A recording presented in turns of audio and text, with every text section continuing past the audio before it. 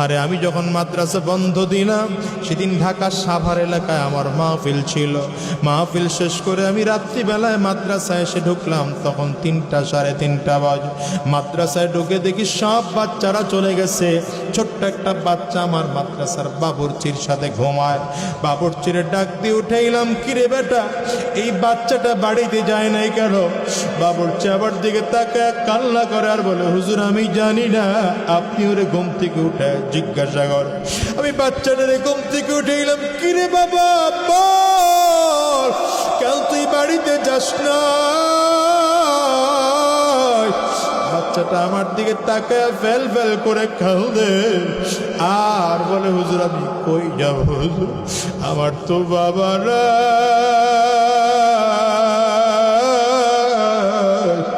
হুজুর আমার মা থাইকা আজকে নাই, আমি কার কাছে যাব, বাড়িতে যাব না। আমি বলি বেটা খুলে বল। বলে হুজুর আমার আব্বা অনেক আগে বিদায় হয়ে চলে গেছে। বাবা বিদায় নেওয়ার পরে মা আবার আরেক জায়গায় বিয়ে বসছে। ওই বাড়িতে গেলে আমার নতুন আব্বু আমারে মোটেও আদর করে না, আমারে ধমক দেয়, মার দেয়, আমারে মোটেও আদর করে না, ভালোবাসে না।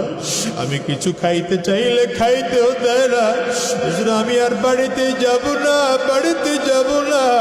বাচ্চাটা পকেট থেকে 20 টাকার একটা নোট বের করে দেখায়, হুজুর এই 20টা টাকার নোট আমার কাছে আছে, যেই কয়দিন মাদ্রাসা বন্ধ আমি খানা কিনে কিনে খাবো। আমার বড় মায়া লাগলো, বাচ্চাটারে উঠাইয়া কোলের মধ্যে নিলাম। বললাম, বাবারে কে বলছে তোর বাবা নাই?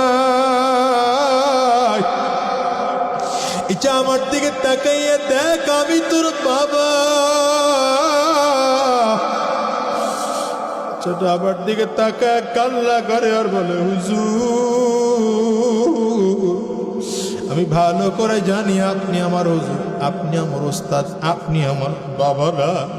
আরে দুনিয়ার মুসলমান ভালো করে বুঝো, ভালো করে বুঝো। কত মানুষ আছে বাবা হারা, কত মানুষ আছে মা হারা। আরে যুবক আজকের এই মাহফিলটার মধ্যে এমন মানুষ আছেন না নাই? চিল্লায় বল।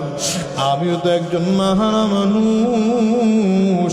আমি প্রায় বলি, আজকেও বলি, রে মুসলমান এই মাহফিলটার মোনাজাত করে দিলে বাসায় যাইবা, হয়তো দরজার মধ্যে টোকা দিবা, তোমার মা দরজা খুলবে।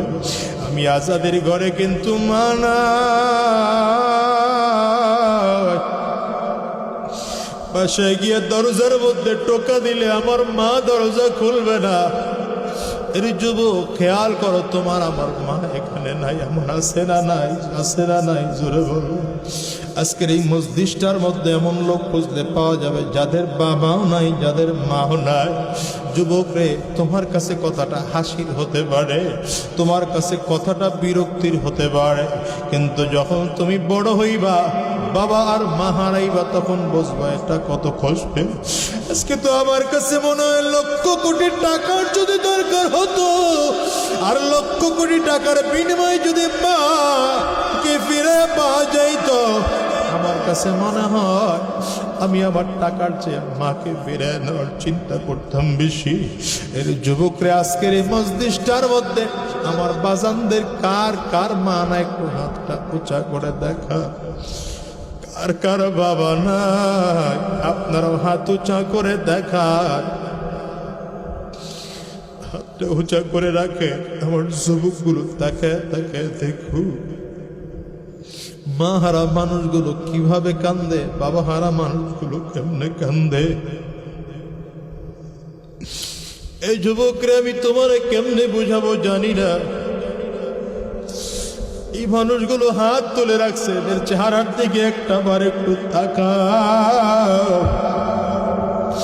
এদের কারো চক্ষুগুলো লাল হয়ে গেছে, কারো চোখের কুটায় পানি জমে গেছে, কারো চোখ দিয়ে গাল বেয়ে বেয়ে পানি পড়ে। তাকায় দেখে এদের বাবাও নাই, এদের মাও নাই। যারা বাবার মার সাথে বেয়াদবি করো, আল্লাহর কসম করে বলি ভালো হয়ে যাও, ভালো হয়ে যাও। বাসায় গিয়া মায়ের পাও দুইটা জড়ায় ধইরা মাফ চাওয়ার কাঁদবা, বাবার পাও দুইটা জড়ায় ধইরা কাঁদবা আর মাফ চাইবা। মুসলমান ভালো করে মনে রাখো, জীবনে উল্টো পাল্টা লাইনে চইল না, শয়তানের রাস্তায় চইল না। আজকের এই মাহফিলটা তোমার আমার জীবনের শেষ মাহফিলও হতে পারে। আজকের এই মাহফিলটার মধ্যে যারা আসছো, আমি তো প্রায় বলি রে ভাই, আমার মাদ্রাসার এক ছাত্র ছিল। আহারে, আমি যখন মাদ্রাসা বন্ধ দিলাম, সেদিন ঢাকা সাভার এলাকায় আমার মাহফিল ছিল। মাহফিল শেষ করে আমি রাত্রিবেলায় মাদ্রাসায় এসে ঢুকলাম, তখন 3টা সাড়ে 3টা বাজে। মাদ্রাসায় ঢুকে দেখি সব বাচ্চারা চলে গেছে। ছোট্ট একটা বাচ্চা আমার মাদ্রাসার বাবুর্চির সাথে ঘুমায়।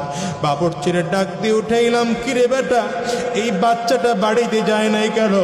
বাবুর্চি আবার দিকে তাকায় কান্না করে আর বলে, হুজুর আমি জানি না, আপনি ওরে ঘুম থেকে উঠে জিজ্ঞাসা কর।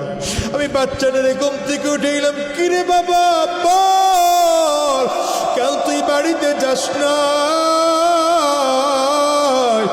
বাচ্চাটা আমার দিকে তাকায় ফেল ফেল করে কাঁদে আর বলে, হুজুর আমি কই যাব হুজুর, আমার তো বাবা না,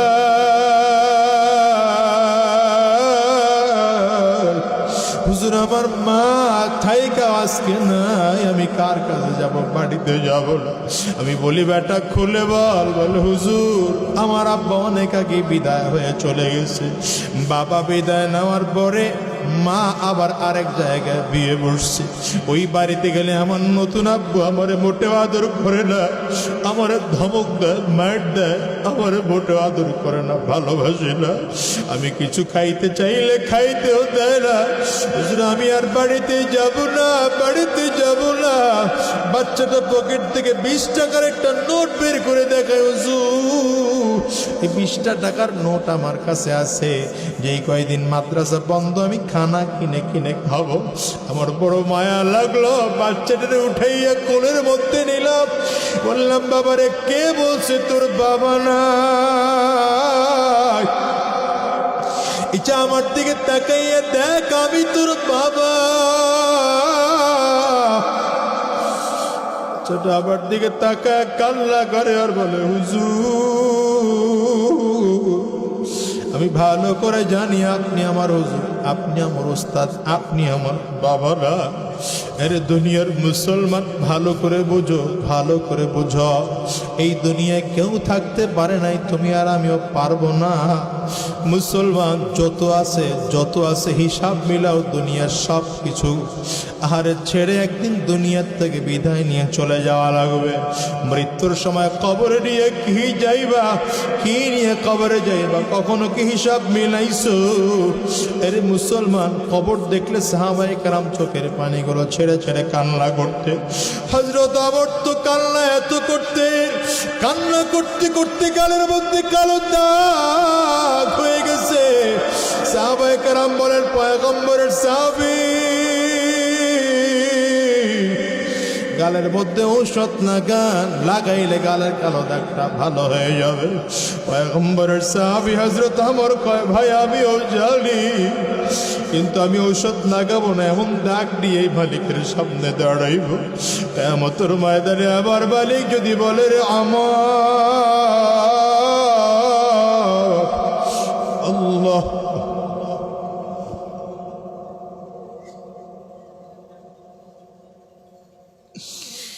নিয়ে আমার কাছে আসছো রে আমার, আমি সেদিন মালিকের কাছে কোনো জবাব দিতে পারবো না, শুধু মালিকরে বলবো তোমার ভয়েতে কানতে কানতে জাহান্নামের ভয়, কানতে কানতে গালের মধ্যে কালো দাগ পড়াইয়া দিয়ে আসছি।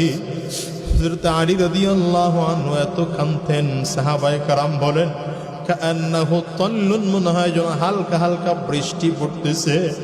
এই দুনিয়ার মুসলমান, তোমাদেরকে কেমনে বোঝাবো আমি জানি না, ভালো করে বোঝো, ভালো করে বোঝো।